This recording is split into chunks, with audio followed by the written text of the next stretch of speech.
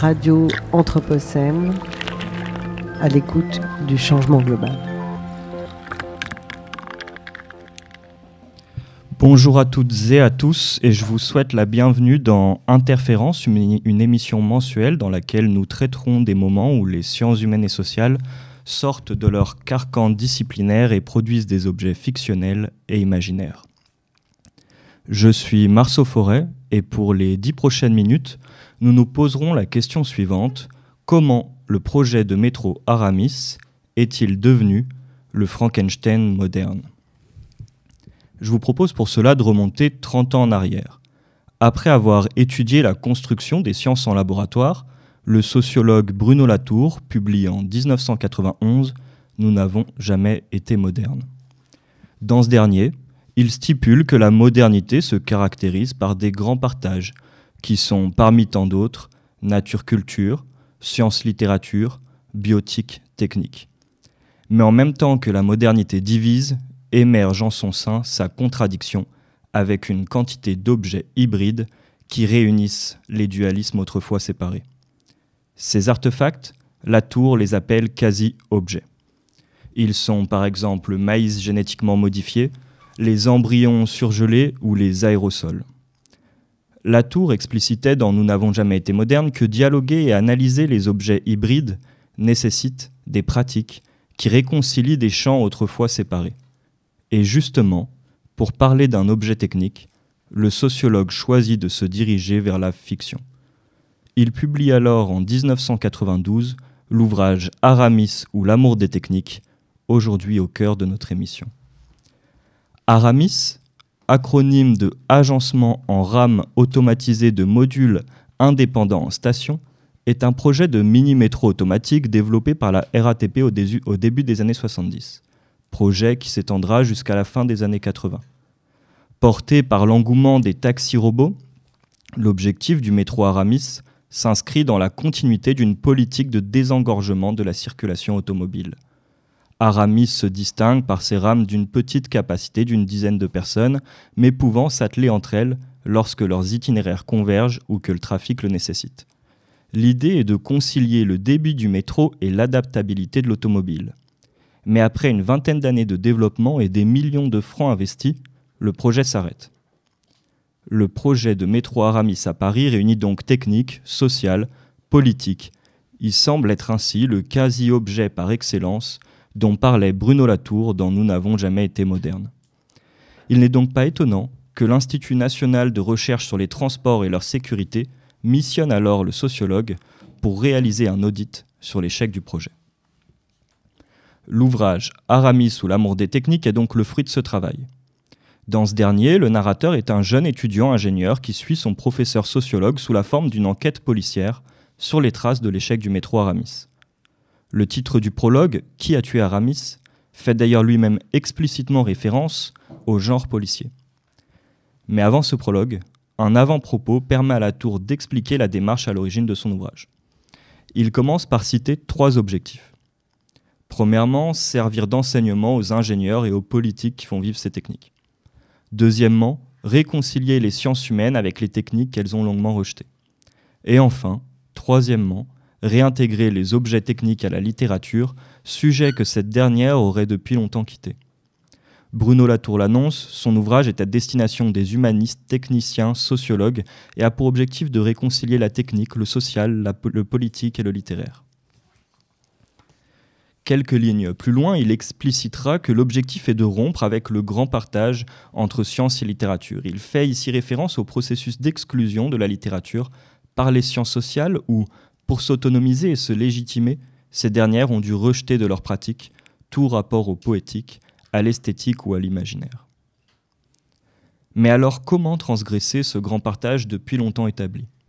Latour propose de créer une nouvelle méthode qui réunirait 3 champs qui s'ignorent: le dossier bureaucratique, le roman et le commentaire sociologique. Avant toute chose, il répudie les voies qu'il aurait pu emprunter, celles de la science-fiction, du réalisme et du journalisme. La première lui apparaît peu performante dans la mise en récit des techniques, la seconde ne lui permet pas de traiter de la naissance de ces mêmes techniques, et la dernière ne romprait pas avec le grand partage entre science et fiction qu'il souhaite abolir. La solution se trouve donc dans la création d'un nouveau genre.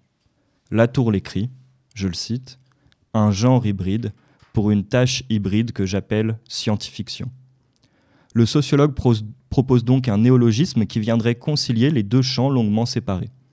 L'appellation scientifiction se rapproche étrangement de celle de science-fiction, répudiée plutôt par Latour.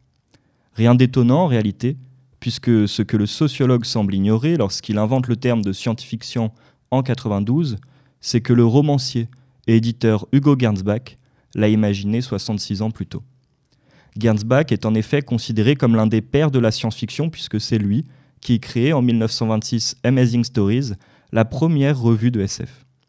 Il invente pour l'occasion le terme de science-fiction qui réunit sous un seul et même genre une multitude de récits à caractère scientifique et anticipationnel. C'est en 1929, 3 ans plus tard, que la scientifiction deviendra sous sa plume science-fiction. Mais revenons-en à Aramis. Si Latour ne semble pas connaître Gernsback, il situe pourtant son récit dans la veine de romans considérés comme les précurseurs de la science-fiction. Il cite ainsi tantôt le roman utopique Hero One de Samuel Butler, publié en 1972, tantôt le Frankenstein ou Prométhée moderne de Mary Shelley, publié en 1818. Ce dernier apparaîtra tout au long de l'ouvrage comme une métaphore d'Aramis. D'abord cité explicitement en comparaison, Bruno Latour se servira à plusieurs reprises de la prosopopée, figure de style qui consiste à faire parler une entité qui ne le peut normalement pas, en l'occurrence le métro Aramis. Ce procédé lui permet de donner vie à ce dernier, qui n'a justement pas pu voir le jour. Le métro s'exprime alors de la manière suivante, je le cite, « Me consolerez-vous jamais d'être demeuré un fantôme pour œuvre de fiction, quand je voulais être, quand vous vouliez que je sois, la douce réalité des transports urbains du XXIe siècle ? Pourquoi ne pas m'avoir donné ma part, la part des choses ? Pourquoi n'avoir pas pris mon parti, le parti pris des choses ? Pourquoi l'amoureux, Gaillot, Cohen, se sont-ils occupés de moi avec la même cruauté, la même ingratitude que Victor Frankenstein ? De cette façon-là, nous pourrions voir Aramis ou l'amour des techniques comme une forme de réadaptation du Frankenstein de Mary Shelley, œuvre d'ailleurs déjà maintes et maintes fois reprise, comme en témoignent les chercheurs et chercheuses en études littéraires Jean-François Chasset et Hélène Després, qui viennent de publier dans la collection Cavale aux Presses universitaires de Montréal un ouvrage collectif intitulé « Frankenstein et sa créature d'hier à aujourd'hui ».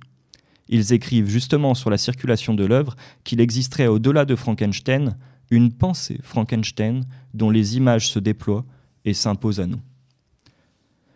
Parmi les nombreuses adaptations de Frankenstein, celle de Latour, si on peut la considérer comme telle, me semble justement assez singulière. L'œuvre de Shelley y apparaît sous 3 formes au moins, d'abord comme conseil de lecture du sociologue à son ingénieur stagiaire, puis figure à laquelle Latour identifie Aramis, et enfin par le biais de longues citations tirées du texte de Shelley. Et si Frankenstein est un être chimérique, l'œuvre de Latour l'est tout autant. Elle alterne ainsi entre la prosopopée, le roman d'enquête ou des échanges entre le sociologue et son stagiaire, au sein desquels la fiction est elle-même mise en abîme. Ce à quoi sont intégrées des archives, entretiens et autres chronologies, dont la véracité est soulignée dans le texte par un changement typographique. Et alors que Latour écrit un roman hybride, son œuvre est publiée dans la collection Anthropologie des sciences et des techniques chez Seuil, qui ne publie habituellement pas de forme fictionnelle. Si l'hybridité de l'ouvrage du sociologue ne fait aucun doute, on peut toutefois interroger son refus de s'inscrire dans la science-fiction. Et je renvoie à la thèse « L'horizon des possibles planétaires, dynamique et glissement de frontières entre science et fiction » du sociologue des sciences Julien Vaquez. Dans celle-ci, il explique qu'Aramis ou l'amour des techniques, dans la façon dont il fait dialoguer science et fiction, pourrait tout à fait être classé comme appartenant au genre science-fictionnel, et plutôt que de le répudier, Latour aurait eu à gagner de s'inspirer des outils conceptuels de la SF pour nourrir la rédaction de son ouvrage. La réception académique de l'ouvrage semble aller dans ce sens puisque c'est plutôt au sein des disciplines littéraires et plus particulièrement dans la revue Science Fiction Studies que les analyses de l'œuvre de Latour ont été les plus pertinentes. L'hybridité de l'ouvrage sert dans tous les cas l'objectif de Latour, témoigner d'une agentivité non humaine, théorie qui aujourd'hui a largement circulé et qui permettait à Latour de s'écrier en 1992 devant Aramis, à la manière d'Henry Frankenstein, « Il est vivant ». Je vous remercie pour votre écoute. C'était Marceau Forêt dans Interférence et je vous laisse aux côtés d'Étienne Hoffman et Nice Nova au sein de Micro et Truelle, la chronique des archéologues de la ville de Lyon. Ils vous parleront pour les 10 prochaines minutes du rapport de fouille du chantier de la Sarah sur les collines de Fourvière. Je vous remercie. Radio Anthropocène. À l'écoute du changement global.